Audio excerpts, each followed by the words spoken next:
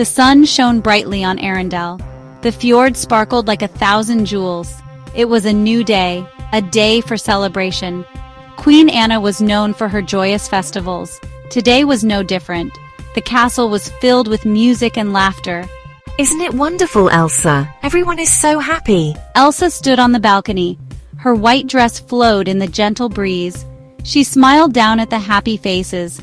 She was content. The enchanted forest and Arendelle were at peace. Her powers protected them both. She was their snow queen. She was home. Yet a shadow of unease flickered in her heart. A strange dream had woken her. It spoke of a cold, harsh wind and a darkness she could not place. It was just a dream, she told herself. Peace reigned. All was well. Isn't it wonderful, Elsa? Everyone is so happy. The festivities continued below. Anna darted over, her joyous laughter ringing out. Isn't it wonderful, Elsa? Everyone is so happy. Elsa returned her sister's embrace. Yes, Anna, let us hope it lasts. Later that night, Elsa couldn't shake the unease. The dream lingered, a cold whisper in her mind. She walked out onto the balcony, seeking solace in the night air. The northern lights, usually vibrant and playful, were subdued, almost hesitant. A sudden gust of wind, unnaturally cold even for early spring, whipped around her.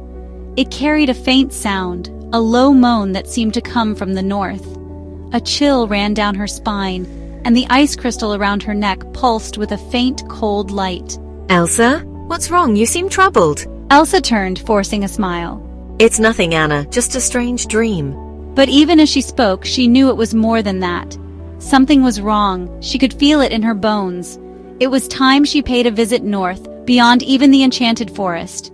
It was a journey she had to make alone. The journey north was arduous. The landscape grew increasingly desolate, a stark contrast to the vibrant forest she left behind. Towering ice cliffs rose like jagged teeth against the horizon. The air grew colder, biting at her skin, but Elsa pressed on. She found ancient symbols etched into the ice, symbols older than any legend she knew. They spoke of a power beyond her own, a power that predated even the spirits of the enchanted forest. They whispered of balance, of fire and ice, light and darkness. As she journeyed further, the moans she had heard in Arendelle grew stronger. They seemed to echo around her, filled with a deep, ancient sorrow. Elsa sensed a presence, powerful and ancient, slumbering beneath the ice. It was calling to her, drawing her towards a destiny she didn't yet understand. Deep within a glacial cavern, Elsa found him. He was a figure of immense power, formed of living ice, his eyes burning with an ethereal blue light. He was the Ice Warden, the guardian of the north, the keeper of balance. You heard the whispers. The balance is threatened. A darkness stirs, seeking to consume both ice and fire, leaving only chaos in its wake. The Ice Warden told her of a forgotten power, a force of pure darkness imprisoned long ago within the heart of the world. The balance between ice and fire kept it dormant, but now something was weakening the barrier. He sensed it was coming from a place of fire, a place he couldn't reach. The Ice Warden's form flickered, his once majestic presence now laced with fear and something else. A dark energy pulsed within him, corrupting his core. The darkness, it whispers to me, he boomed, his voice distorted. It promises power, an end to the struggle for balance. He roared, a sound of pure anguish, and Elsa watched in horror as the darkness consumed him.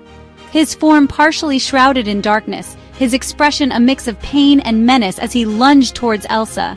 It promises power, an end to the struggle for balance. He lunged, his icy claws reaching for her, his eyes blazing with a cold, malevolent light. Elsa barely had time to react, raising a shield of ice just as the Ice Warden slammed into it. The impact reverberated through the cavern, sending shards of ice flying. Fear threatened to consume her, but she knew she had to fight. The fate of both Arendelle and the enchanted forest rested on her shoulders. Section 6. The Heart of the Matter. Elsa realized with a jolt that the darkness wasn't attacking her directly. It was afraid of her powers, of the pure elemental magic she wielded. It sought to control, to corrupt, not to destroy. This was not a battle she could win with brute force. She needed to understand the darkness, to find its source, and sever its hold on the Ice Warden. You're not in control, this darkness. It's twisting you, making you fear what you are meant to protect.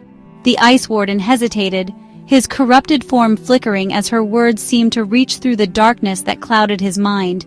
It was a small victory, but it gave Elsa a glimmer of hope. She had to reach the heart of the matter, find the source of this ancient evil, and extinguish it before it consumed the Ice Warden completely.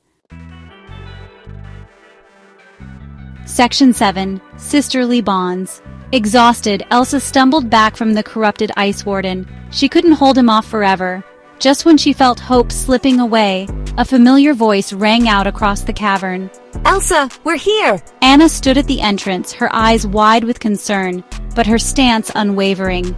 Kristoff stood beside her, his imposing figure a reassuring presence, and behind them, a sight that filled Elsa with both warmth and trepidation, the spirits of the enchanted forest drawn by the turmoil in the north. Anna, you shouldn't be here. This power, it's too dangerous. We're in this together, Elsa, always. We need to help the Ice Warden, to free him from this darkness. Can you help? Section 8. A Glimmer of Hope.